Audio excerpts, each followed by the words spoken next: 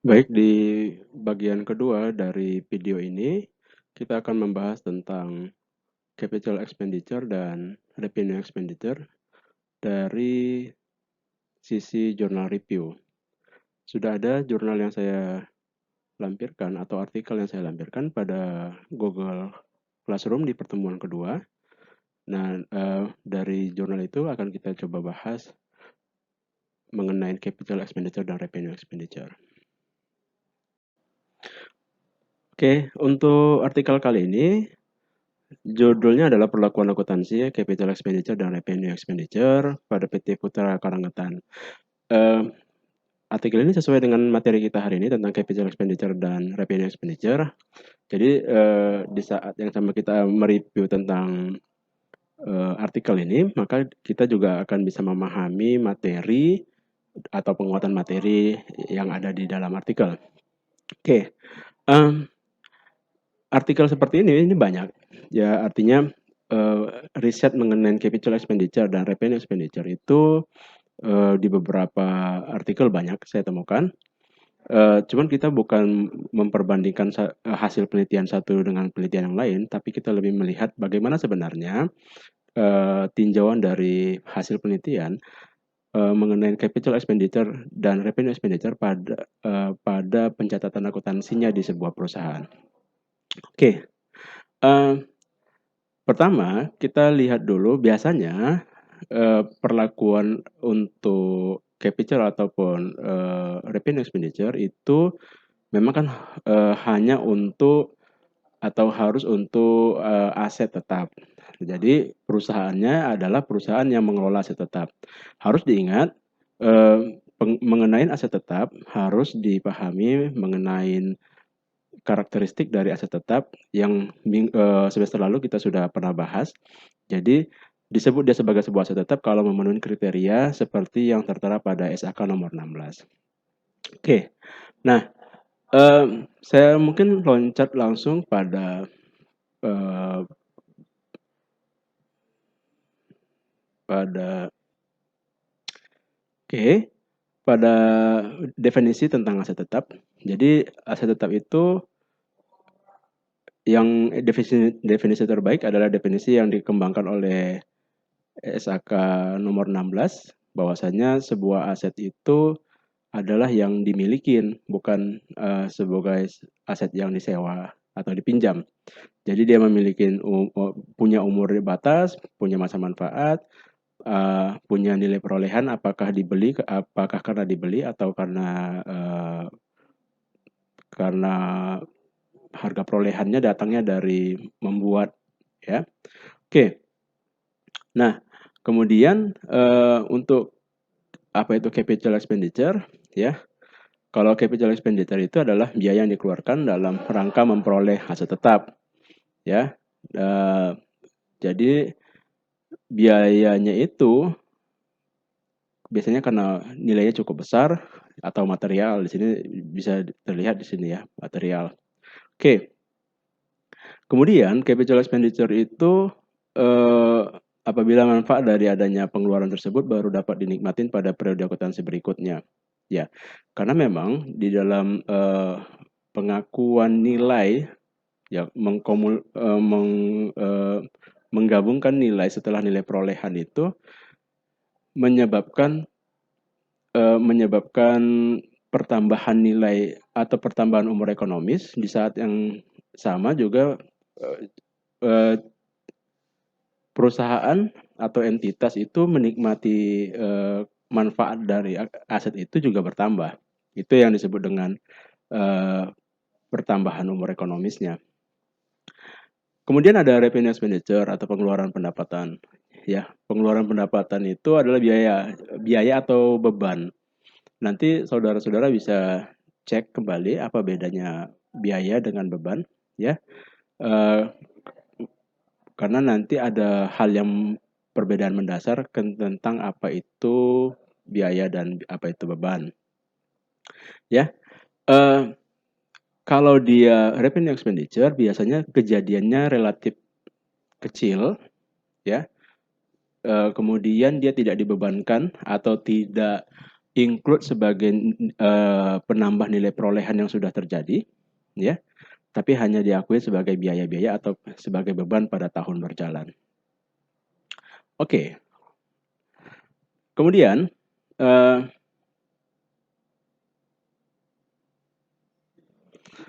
dia punya beberapa penelitian terdahulu. Jenis penelitiannya ini saya skip saja, ya. Metode analisisnya dia bilang dia mendeskriptifkan itu pertama ada deskriptif dan komparatif. Deskriptif itu dia lihat dari metode di mana peneliti mengumpulkan, menjelaskan, dan menganalisis data sehingga memberikan keterangan yang lengkap dari masalah yang dihadapi. Jadi dia mengambil data dari perusahaan, apakah dari wawancara atau data berdasarkan catatan aset, catatan akuntansinya. Dan yang kedua komparatif. Komparatifnya bisa berdasarkan teori yang ada di buku atau yang ada di panduan SAK. Karena kan SAK itu sifatnya dia merupakan guideline untuk akuntansi di Indonesia. Oke, kita lihat dulu untuk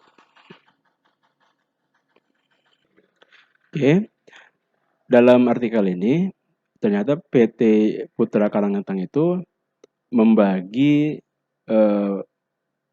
karakteristik asetnya itu menjadi dua. Aset tetapnya itu aset tetap yang tidak bergerak atau aset tetap yang bergerak. Ya, kalau bisa lihat di sini ada tanah, gedung, kantor, bangunan untuk yang tidak bergerak, sementara yang bergerak itu yang termasuk dah di dalamnya ada mesin. Oke, apa kebijakannya? Ternyata kebijakannya begini. Kebijakan yang mengatur pemisahan antara apakah dia dicatat sebagai capital expenditure atau sebagai revenue expenditure, di mana ketika suatu pengeluaran dapat memperpanjang suatu masa manfaat dan mempunyai nilai perolehan relatif besar, dalam hal ini sama dengan atau di atas 2.500.000, maka aset tersebut dikategorikan sebagai capital expenditure. Artinya, pemaknaan nilai 2.500.000 ini relatif.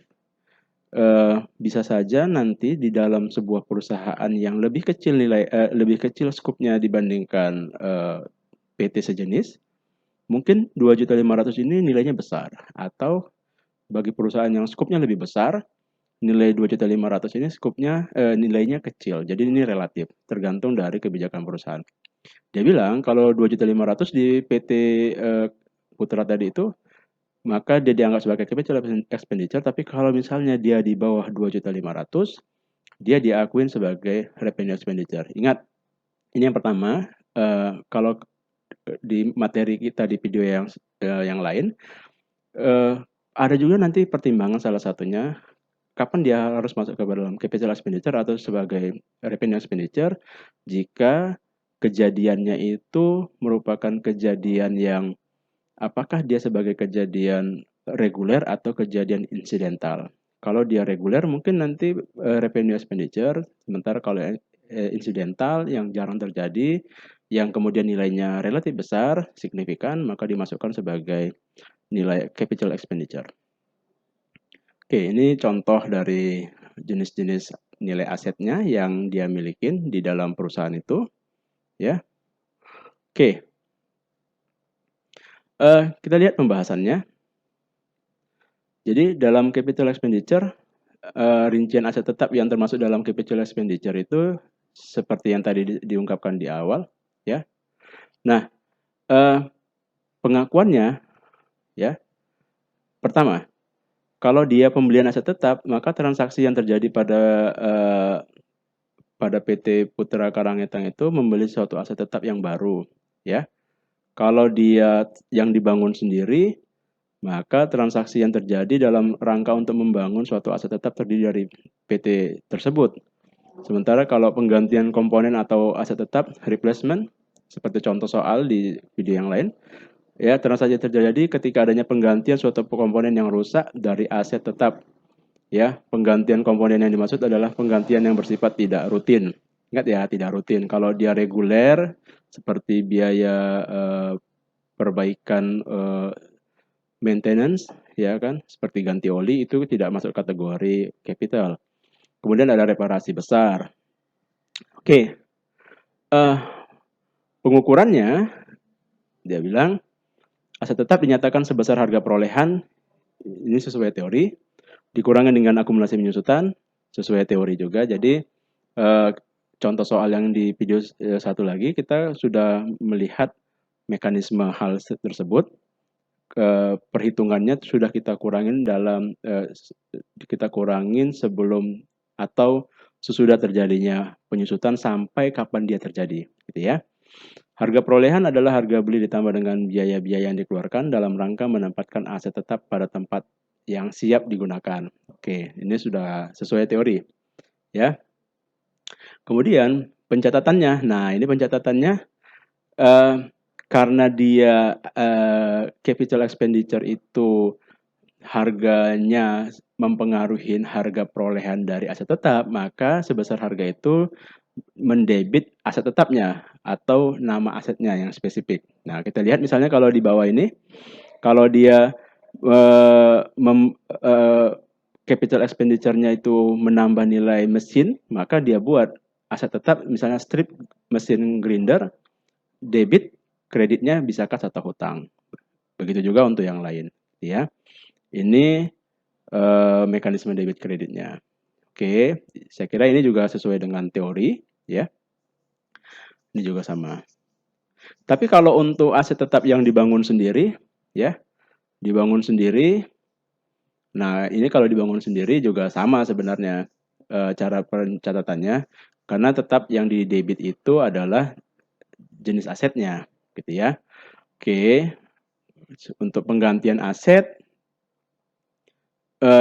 kalau penggantian aset nanti saudara-saudara bisa review ke materi di aset tetap tentang apakah sebuah aset itu ditukar sejenis atau tidak sejenis, itu mungkin menjadi bahan pertimbangan atau jadi bahan masukan bagaimana sebuah pergantian aset itu dicatat.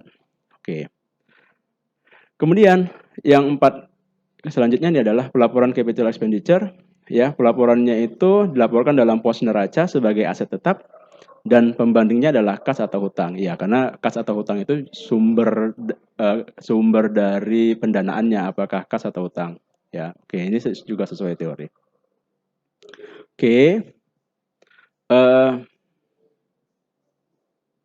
Untuk yang 432, untuk revenue expenditure, kebalikan dari capital, ya. Jadi pengeluaran yang dikelompokkan sebagai revenue expenditure itu dia bilang pembelian aset tetap dengan nilai perolehan di bawah 5 juta, ya. Pemeliharaan aset tetap dengan nilai perolehan di bawah 5 juta. Ini untuk case di perusahaan itu ya. Kemudian perbaikan aset tetap dengan nilai perolehan di bawah 5 juta dan seterusnya. Meskipun tadi di atas itu disebutkan 2,5 juta itu kalau misalnya ada penambahan nilai perolehannya setelah perolehan awal. Itu. Oke. Nah, rincian aset tetap yang termasuk dalam revenue expenditure itu misalnya barang-barang habis pakai. Ya, alat tulis kantor, barang cetak, alat kebersihan. Jadi nilai-nilai itu disebut sebagai revenue expenditure. Oke. Pengakuan revenue expenditure ini, ya, apakah dia pembelian, perbaikan atau pemeliharaan? Kalau dia pembelian, dia dapatkan bahwasanya transaksinya itu membeli aset tetap di mana aset tersebut hanya berlaku pada satu periode akuntansi.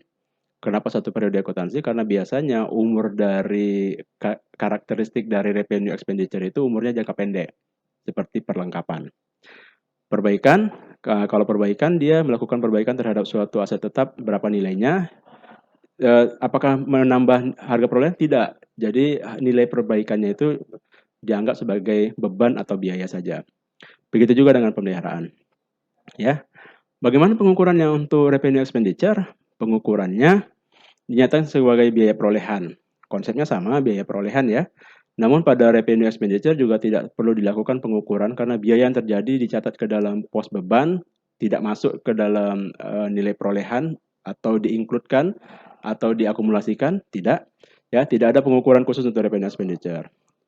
Cara nyatatnya, waktu membeli dia tetap dianggap sebagai aset tetap, tapi kalau perbaikan dia dianggap sebagai beban. Ingat ya, waktu membeli awal yang masuk kategori revenue expenditure itu dianggap sebagai aset tetap karena dia mencatat untuk di awal. Sementara kalau untuk perbaikan-perbaikan dia diakuin sebagai beban. Ini bertolak belakang tadi dengan capital expenditure. Kalau kita lihat di atas, capital expenditure itu perbaikan itu bisa include lagi ke dalam nilai asetnya langsung, bukan sebagai beban. Oke. Nah, pelaporan revenue expenditure di perusahaan itu dilaporkan dalam pos laba rugi. Kenapa pos laba rugi? Karena yang dicatat adalah akun beban atau akun biaya, ya kan? Maka dia larinya ke pos laba rugi sebagai penambah beban secara keseluruhan atau nanti membebanin laba atau rugi secara keseluruhan. Oke, baik. Kesimpulan ini ada beberapa kesimpulannya. Ini kesimpulan berdasarkan kejadian di perusahaan itu, bukan kesimpulan secara keseluruhan tentang teori. Ya, kesimpulannya dia bilang capital expenditure dan revenue di perusahaan itu sesuai SAK 16 ya, benar. Cuman ada kesimpulan yang kedua, pengukuran untuk capital expenditure dan revenue expenditure itu masih belum sesuai dengan SAK nomor 16 revisi 2015. Dalam hal setelah pengakuan sebagai aset, aset tetap dicatat pada biaya perolehan dikurangin akumulasi dan akumulasi rugi penurunan nilai. Sedangkan pada perusahaan yang dinilai atau dilakukan penelitian, PT Karangeta itu masih belum menerapkan pengukuran akumulasi rugi penurunan nilai terhadap aset tetap. Jadi teorinya melakukan akumulasi, sementara yang dilakukan oleh perusahaan itu tidak. Oke, ya, baik. Nah, dalam catatan untuk capital expenditure, ya, PT Putra Karangita mendebit akun aset tetap dan mengkredit akun kas atau hutang, sedangkan dalam revenue expenditure PT Putra Karangita mendebit biaya atau beban. Ya. Dan kesimpulan keempat ini juga tentang kesimpulan di dalam perusahaan itu. Baik. Saya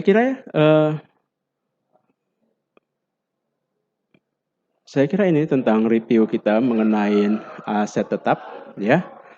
Mengenai capital expenditure dan revenue expenditure dilihat dari tinjauan jurnal atau jurnal review. Nah, harapannya nanti kalian bisa lebih memahami tentang materi tentang capital expenditure dan revenue expenditure dan sebagai penguat dari materi sebelumnya. Terima kasih atas atensinya. Kita jumpa di video yang lain.